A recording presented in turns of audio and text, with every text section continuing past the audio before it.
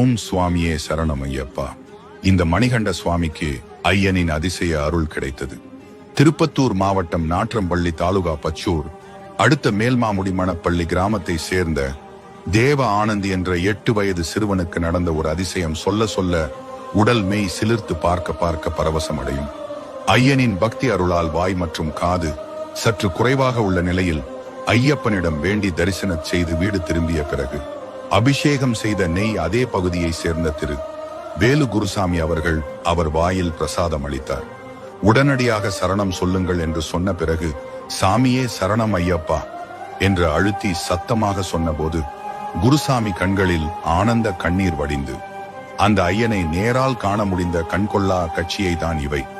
ஊமைக்கு அருள் புரிந்தவனே சரணம் ஐயப்பா.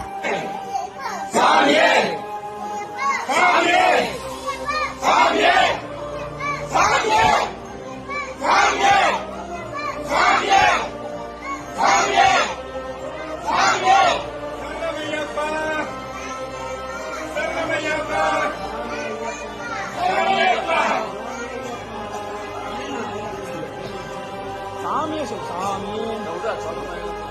சொல்லு சாமி.